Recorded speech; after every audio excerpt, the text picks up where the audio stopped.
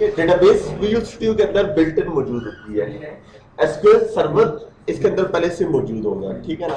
अगर आप visual studio 2010 install करते हैं तो पहला काम ये किया करें कि अपने पीसी को रिस्टार्ट किया करें, क्योंकि जब ये रिस्टार्ट ना हो तो वो कर रहे हैं, जब पीसी रिस्टार्ट ना हो तो एसक्यूएल सर्वर इंस्टॉल नहीं होता।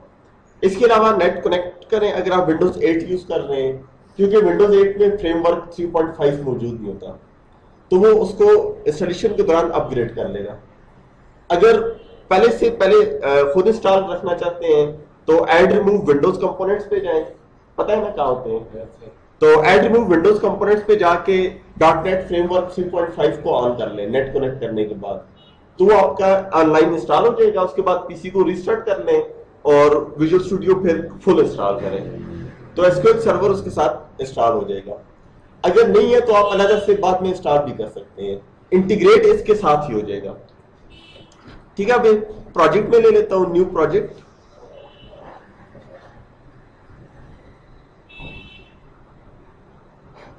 विंडोज एप्लीकेशन, और इसको मैं नाम दे देता हूं D1 नाम दे देते हैं। बी इसका काम नहीं कर रहा है,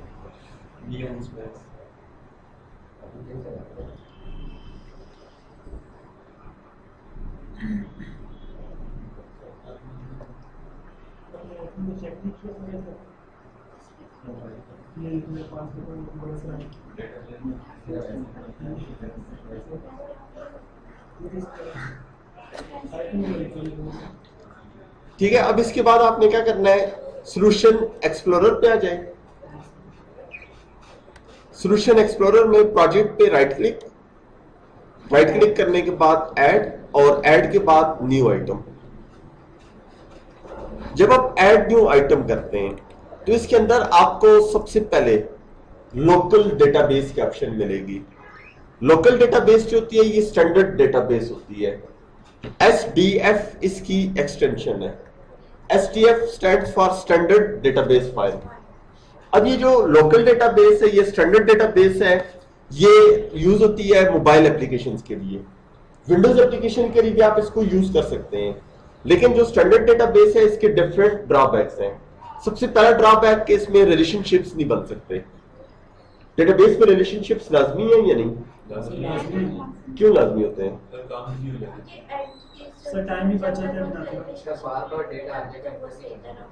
जी, एंट्रीज को बार बार एंटर नहीं करना पड़ता। एक दफा आपने एक टेबल में एंट्री कर ली है तो उसका रिलेटेड रिकॉर्ड दूसरे टेबल में आप ऐड करेंगे। तो सबसे मेन प्रॉब्लम कि इसमें सिंपल टेबल्स बनेंगे, टेबल्स का व्यू आप बना सकते हैं लेकिन रिलेशनशिप्स नहीं बना सकते। फायदा क्या है इसका? फायदा यह है कि आप जब SDF फाइल यूज करते हैं डेटाबेस की, तो अपने प्रोजेक्ट को एग्जीक्यूट करने के लिए SQL सर्वर होना लाजमी नहीं है। अगर आप SQL सर्वर में डेटाबेस बनाएं, उसको एग्जीक्यूट करना है आपने किसी ऐसे पीसी पे जिस पे विजुअल स्टूडियो नहीं है, तो आपको SQL सर्वर इंस्टॉल करना पड़ेगा। लेकिन SDF फाइल के लिए आपको डेटाबेस इंस्टॉल करनी नहीं पड़ती।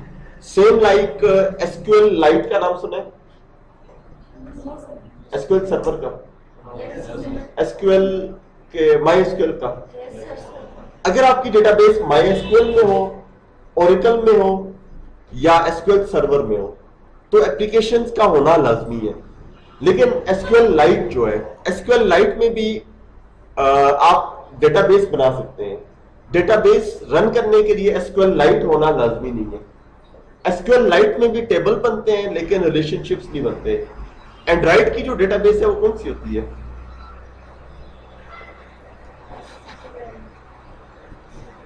एंड्रॉइड में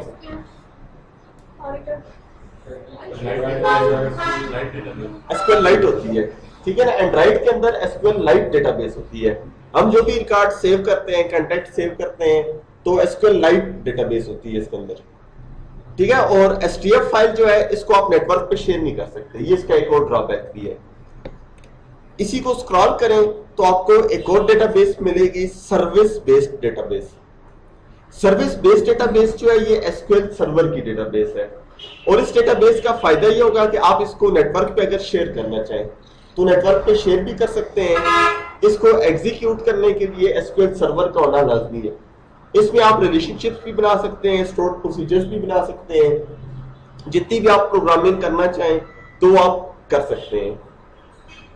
डीबीएमएस में और आरडीबीएमएस में क्या फर्क है? तो दोनों में क्या फर्क है? रिलेशनशिप्स बन सकते हैं। अभी तो मैंने इतनी कहानी की है कि इसमें डेटाबेस में रिलेशन बनते हैं, इसमें नहीं बनते। एसक्यूएल लाइट और जो ऊपर थी स्टैंडर्ड डेटाबेस, तो ये डीबीएमएस है, आरडीबीएमएस नहीं है।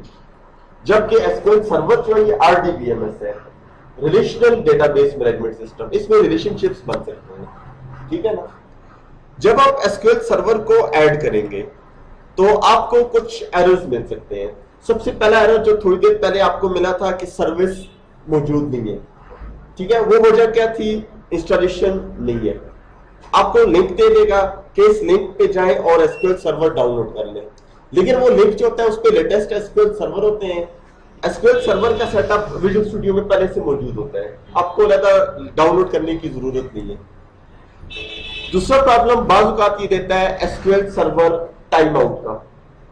टाइम आउट का प्रॉब्लम जो होता है ये तब देता है जब हम पीसी ऑन करते हैं, तो उस वक्त एसक्यूएल सर्वर रनिंग स्टेट में नहीं होता। आप जब डेटाबेस ऐड करें तो 30 सेकेंड्स का टाइम होता है जिसमें वो कनेक्ट करता है। अगर 30 सेकेंड्स में कनेक्ट ना हो तो एसक्यूएल सर्वर टाइम आउट आ जाता है। टाइम आउट ज्यादातर आपको स्लो पीसीज पे मिलेगा या इस तरह के। बाज़ औक़ात आपको मैसेज देगा एसक्यूएल सर्वर का इंस्टेंस रन नहीं हो रहा, सर्विस रन नहीं हो रही। तो सर्विस रन करने के लिए आपको मैनेजमेंट उसमें कॉन्फ़िगरेशन मैनेजर में जाके स्टार्ट कर सकते हैं। अच्छा, डेटाबेस की जो फाइल क्रिएट करेगा, दो फाइल्स क्रिएट होंगी। सामने आपको एक फाइल नजर आ रही है। अब इसमें दो फाइल्स होंगी, एक एमडीएफ फाइल होगी और दूसरी होगी एलडीएफ। एक होती है एमडीएफ माइक्रोसॉफ्ट डेटाबेस फाइल, ये फाइल डेटा को स्टोर करेगी, और दूसरी जो एलडीएफ फाइल होती है वो है लॉग डेटाबेस फाइल। तो किसी की ये एमडीएफ फाइल ओपन कर सकते हैं? क्या चीज? अगर किसी ने एमडीएफ फाइल बनाई, एमडीएफ फाइल बनाई है तो आप एसक्यूएल सर्वर में अटैच करके ओपन कर सकते हैं जी। वो हाँ, उसमें जितना भी काम किया हुआ होता है डेटाबेस में, टेबल्स, रिलेशनशिप्स, वो सारी चीजें ओपन हो सकती हैं। शर्त यह है कि उसके साथ एलडीएफ फाइल भी दी हो, लॉग फाइल। अगर लॉग फाइल नहीं है फिर आप ओपन नहीं कर सकते इसको। सेटअप होता है सिर्फ ये एमडीएफ फाइल दो होती है, दो फाइल है, वो आगे जाते हैं फिर बताता हूँ। एसक्यूएल सर्वर के जो पुराने वर्जन थे, 2003 वर्जन तक जो आए हैं, उनमें डेटाबेस फाइल नहीं बनती थी, बल्कि रिपोजिटरीज पे काम होता था, फाइल सिस्टम्स पे काम होता था, जिसका माईएसक्यूएल का और ओरेकल का होता है। लेकिन 2005 और उसके बाद जो एसक्यूएल सर्वर आए हैं, इनमें फिजिकली फाइल्स बनती हैं। फिजिकल फाइल बनने का फायदा क्या है? डेटाबेस एक सिस्टम से उठाएं, दूसरे सिस्टम में कॉपी कर लें, इजीली आप दूसरे सिस्टम में उसको एग्जीक्यूट कर सकते हैं। दो फाइल्स हैं, एक डेटा स्टोरेज के लिए यूज होती है और दूसरी लॉग फाइल होती है। लॉग फाइल किसकी बनती है? LOG file. वही ना, लॉग क्या होता है ना? लॉजिक होता है लॉग नहीं, लॉग उसके रिकॉर्ड होते हैं पिछले सारे। हाँ, रिकॉर्ड्स होते हैं कि क्या क्या इसने पीछे पीछे काम किए हुए हैं, ठीक है ना। तो लॉग फाइल बेसिकली इवेंट्स को स्टोर करती है। आपके मोबाइल में भी ऑप्शन होती है क्लियर लॉग्स कर ले तो हिस्ट्री क्लियर हो जाती है, ठीक है। तो बेसिकली जो लॉग होती है फाइल, इवेंट्स को स्टोर करती है। अच्छा, इसको आपकी लॉग फाइल का पता होगा ना?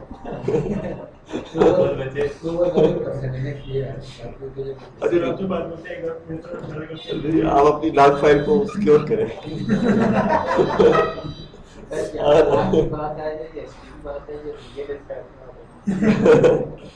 अच्छा, जो लॉग फाइल होती है, मैंने एक रिकॉर्ड अगर सेव किया है तो वो रिकॉर्ड कहां सेव होगा?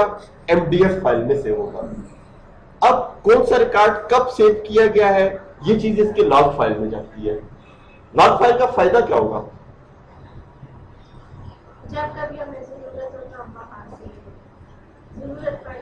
सर ये सिक्योरिटी के लिए जिसमें आपने लॉग फाइल के लिए फायदा होगा, टाइम तो इंस्टीट्यूट में टाइम क्या इवेंट हुआ है, ये बैकअप और रिस्टोर करने के लिए यूज होता है। जब आप डेटाबेस बैकअप करते हैं या रिस्टोर करते हैं तो वो लॉग फाइल की बेस पे करता है। कंप्यूटर जब रिकॉर्ड को बैकअप करता है तो बैकअप में हमारे पास ऑप्शन होती है कि वो रिकॉर्ड बैकअप हो जो पुराने बैकअप में नहीं थे। तो टाइम कंपेयर किया जाएगा लॉग फाइल में से, पुराना बैकअप इस डेट और इस टाइम पे किया गया है, उसके बाद लॉग फाइल को चेक करेगा कि किस किस रिकॉर्ड में चेंजेस हुई हैं, कौन से रिकॉर्ड नए ऐड हुए हैं, कौन से रिकॉर्ड डिलीट किए गए हैं। तो उसके लिए फिर लॉग फाइल यूज होती है। ठीक है, ऐड कर लूं डेटाबेस को। अच्छा, डेटाबेस को जो भी आप नाम देना चाहते हैं वो आप यहाँ पे स्पेसिफाई कर लें।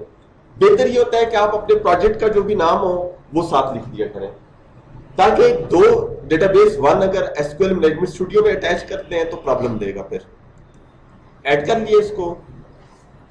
ठीक है, एरर कोई नहीं आया अभी तक।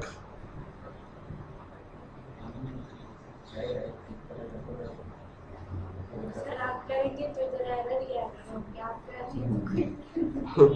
नहीं, वो टाइम आउट का अक्सर एरर देता है, सर्विस का एरर देता है या इंस्टॉलेशन का एरर देगा आपको। 2-3 एरर्स होते हैं।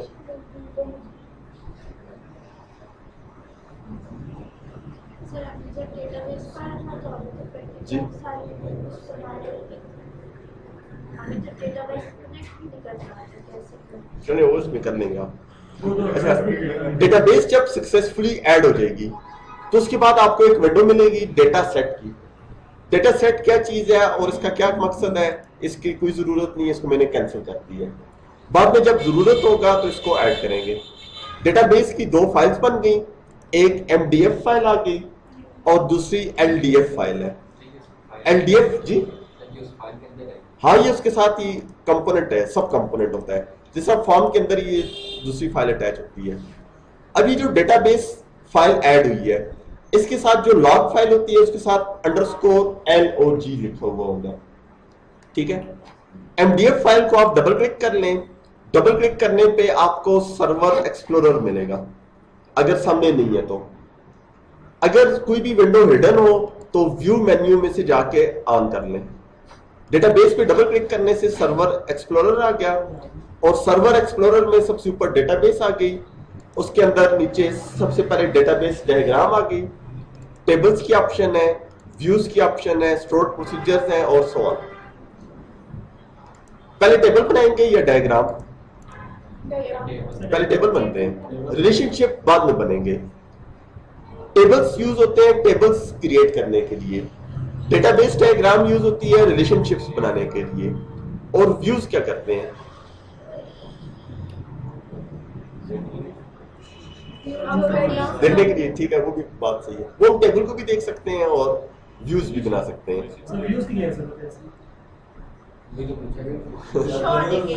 जी, मुझे पता होता तो मैं आपसे पूछता। नहीं, व्यू बेसिकली बताता हूँ। जब आप 2 या 2 से ज्यादा टेबल बनाएं और उनका इकट्ठा रिकॉर्ड देखना चाहें कंबाइन करके तो फिर व्यू बनते हैं। अगर सिंगल टेबल है उसका आप रिकॉर्ड देखना चाहते हैं वो टेबल को आप डायरेक्ट भी एक्सेस कर सकते हैं। लेकिन अगर 2 या 2 से ज्यादा टेबल्स हैं और उनको कंबाइन करके रिकॉर्ड देखें तो हाँ, जैसे क्यूरी दिखती है, तो अगर आप क्यूरी लगाते हैं डायरेक्ट तो आपको उसके अंदर जॉइंट्स बनाने होते हैं, इनर जॉइन या आउटर जॉइंट्स। ठीक है, डेटाबेस कहां तक पड़ी है?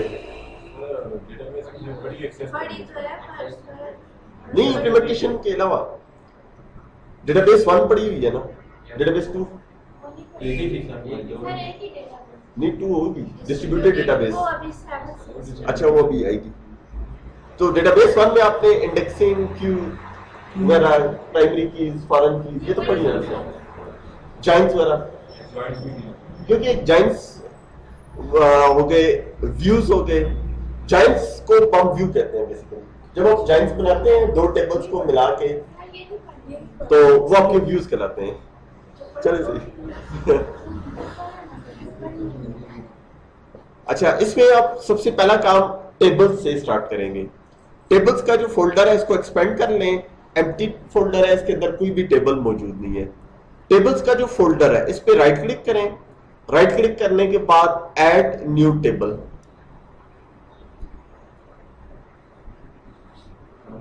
जब ऐड न्यू टेबल पे क्लिक करें आपको एक एडिटर विंडो मिलेगी जिसमें सबसे पहली ऑप्शन है कॉलम नेम। कॉलम नेम या फील्ड नेम भी कहते हैं। दूसरे नंबर पे है डेटा टाइप और तीसरे नंबर पे है अलाउ नल। अब तीनों क्या चीजें हैं? कॉलम नेम को हम फील्ड नेम कहते हैं। जो भी टेबल आप बनाते हैं उसके अंदर जितने भी कॉलम्स हैं, कॉलम्स के नाम के अंदर आपने कोशिश करनी है स्पेस कोई यूज ना हो, इनवैलिड कैरेक्टर्स कोई यूज नहीं होने चाहिए, कीवर्ड्स कोई नहीं होने चाहिए। आपने अंडरस्कोर अलाउ है, अंडरस्कोर यूज कर सकते हैं। सबसे पहले मैं लिखता हूं यहाँ पे ROLL रोल अंडरस्कोर। अदील को तो एक फायदा है, इसका स्पेस निकाल स्पेस दी आएगी। रोल अंडरस्कोर एनबी काम निकाल दिया।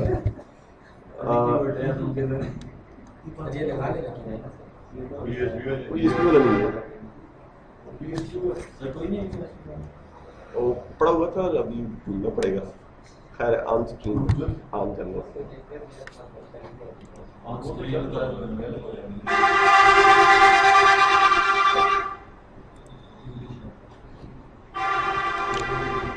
ठीक है। यहां पर मैंने अंडरस्कोर डाला है, ठीक है। अंडरस्कोर अलाउ होता है, लेकिन अगर मैं इसमें यहां पे लिख लेता हूं इफ। अब ये इफ जो है ये कीवर्ड है, इसके ऊपर स्क्वायर ब्रैकेट आ जाएगी। अगर आप कोई इनवैलिड नेम यूज करेंगे तो उसके ऊपर स्क्वायर ब्रैकेट आ जाती है ऑटोमेटिकली। अब ये जो स्क्वायर ब्रैकेट आती है ये कोई एरर नहीं है, आप इफ नाम रख सकते हैं। लेकिन फिर जब आप कोडिंग करेंगे तो कोडिंग के दौरान भी आपको स्क्वायर ब्रैकेट डालनी पड़ेगी उस कॉलम के ऊपर, ठीक है ना।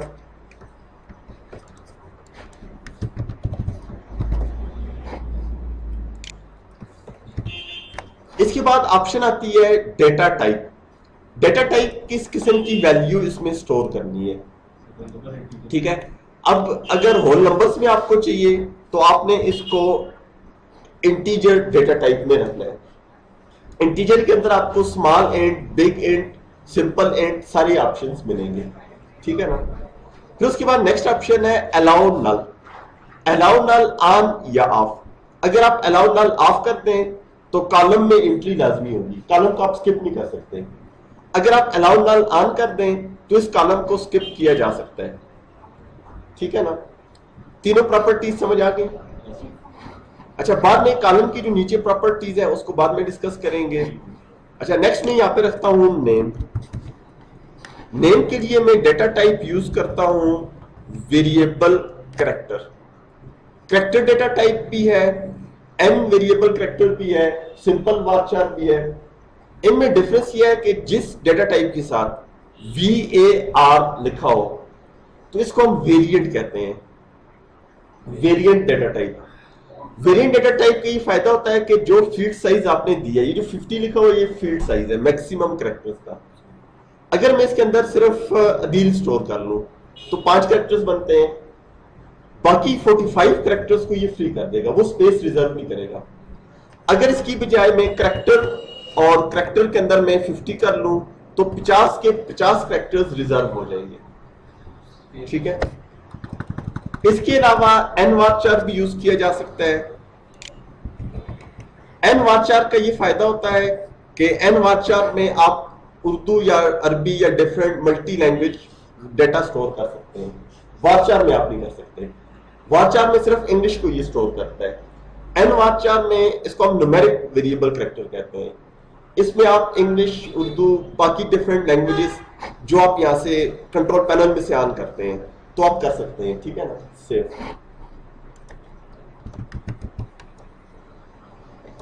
फिर उसके बाद मैं स्टोर करता हूं इसके अंदर DOB, डेट ऑफ बर्थ। इसके लिए हमारे पास जो डेटा टाइप है वो है डेट। डेट के अंदर हमारे पास डेट डेटा टाइप भी है, डेट टाइम भी है। इसके अलावा डेट टाइम 2 में रेंज का फर्क आ जाता है, ठीक है। Date time offset. Date time offset क्या होता है, ठीक है। फेसबुक पे कमेंट लिखा होता है इतने आवर्स एगो, इतने मिनट्स एगो, वो डेट टाइम ऑफसेट में स्टोर किया जाता है, ठीक है। जो डेट होती है उस वक्त और टाइम, वो डेट टाइम ऑफसेट में आप स्टोर करते हैं। डेट टाइम ऑफसेट दो डेट और टाइम्स के दरमियान आपको डिफरेंस फाइंड करके देता है। जैसा फेसबुक पे होता है जी 1 मंथ एगो ये पोस्ट की गई है, 7 वीक्स यूज किया जा सकता है, डेट को भी यूज किया जा सकता है, डेट टाइम दोनों कंबाइन में भी है। समझ आ गई इस चीज की? अच्छा, इसके बाद मैं रखता हूं यहां पे फोन नंबर। फोन नंबर के लिए क्या डेटा टाइप यूज की जाएगी? इंटीजर। कैसे जी? नंबर्स होते हैं। हाँ, अगर जिसका प्लस ऐड करना हो तो प्लस तो बीच में नहीं आएगा। स्ट्रिंग बेसिकली वार्चर यूज किया जाएगा। फोन नंबर्स के लिए आप वार्चर को यूज करेंगे।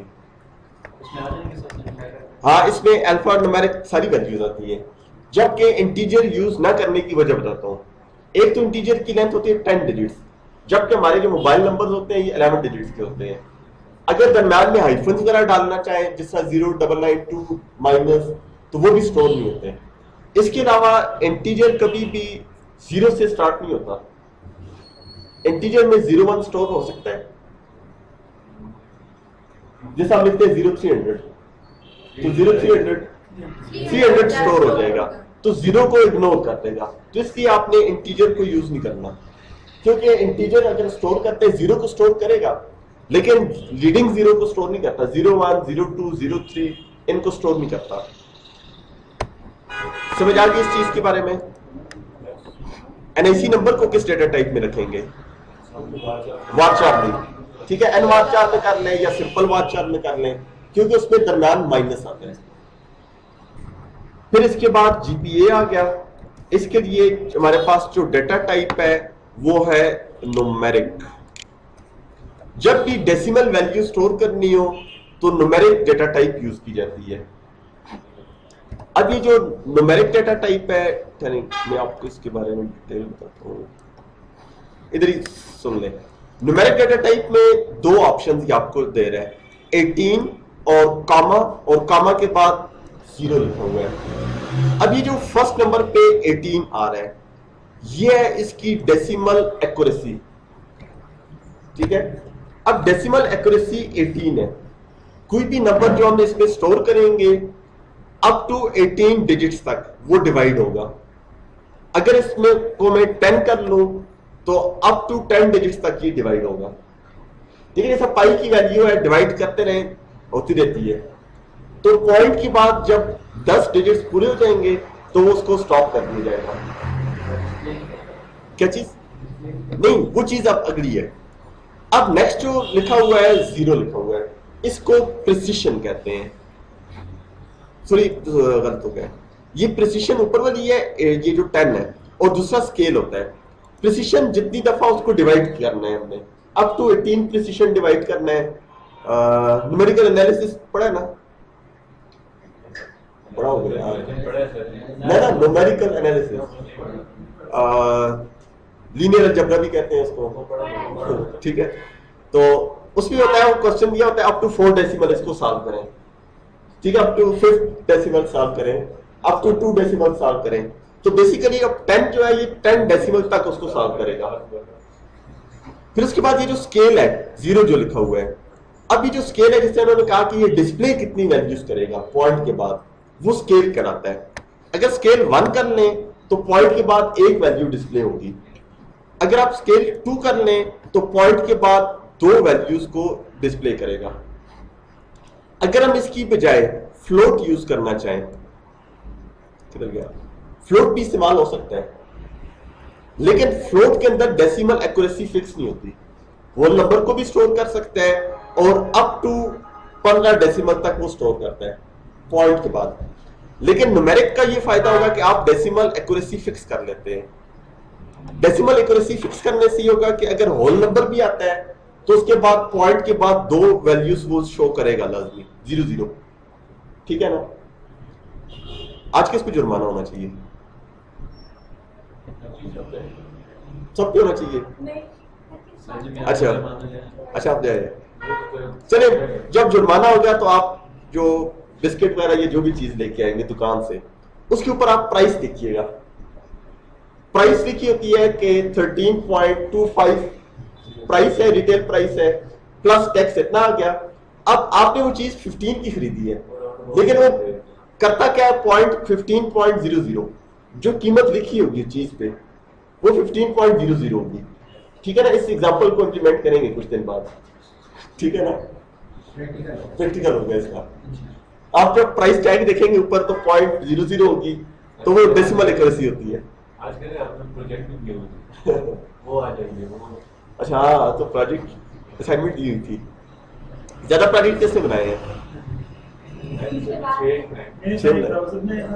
अच्छा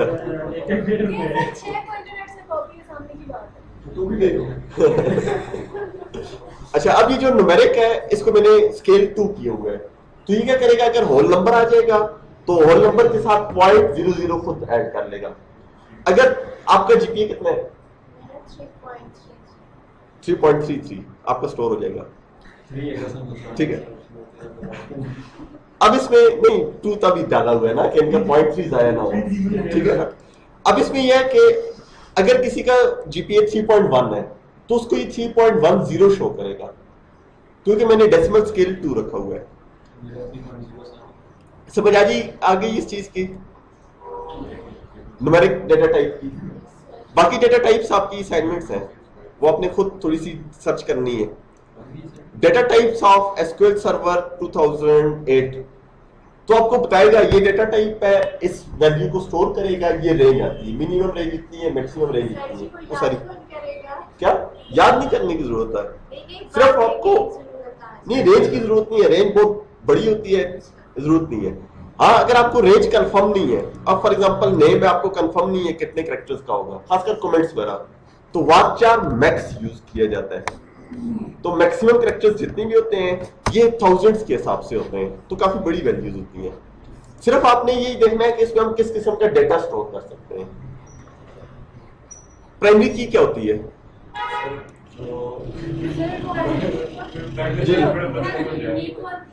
जो यूनिक होती है, डुप्लीकेट नहीं होती है, नल नहीं होती सर, नल वैल्यू भी स्टोर करती है। अच्छा, आप क्या कहते हैं? आप प्राइमरी की, आप बता दें प्राइमरी की क्या होती है? सही देखने में सब चीजें सही है। हम प्राइमरी की यूज करते हैं कि जो एक फॉर्म में है जो चीजें वो दूसरे मतलब जो एक जगह नेम यूज हो वो रिपीट ना दोबारा ना। तो फिर यूनिक की क्या है?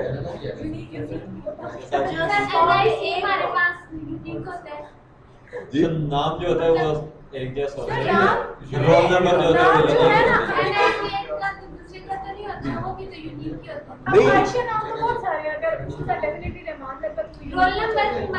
हमारा नाम नहीं एक नहीं है, तो इसके दो नहीं, मैं आपसे पूछ रहा हूँ यूनिक की में और प्राइमरी की में क्या फर्क है? यूनिक सर क्या? प्राइमरी की से सर हम रिकॉर्ड ढूंढते हैं। प्राइमरी की भी यूनिक ही होती है। हाँ, यूनिक होती है। कोई भी हो सकता है। नहीं, ये दो तो डिफरेंट कीज हैं। इंडेक्सेस में जाके मैं आपको यूनिक की ऑप्शन समझाऊंगा। प्राइमरी की होती है कर सकते हैं, बहुत सारी बताई जी, प्राइमरी की यूनिक होती है, पहली खूबी जो आपने बताई है, ठीक है, डुप्लीकेट नहीं हो रही, वो यूनिक होगी ना, ठीक है। आप दो डेफिनेशन एक जैसी बता रहे हैं। अच्छा, नंबरों वाली बात की है। जितनी ज्यादा लिखना वैल्यू स्टोर नहीं करती, नल नहीं होगी, ठीक है ना, नल भी ऑफ हो गया। तीसरी खूबी, क्वेश्चन आ जाए तो उसके क्लास के बाहर नंबर एक्सेस में तीसरी खूबी अभी बताओ ना मेरे को। प्राइमरी की तीसरी खूबी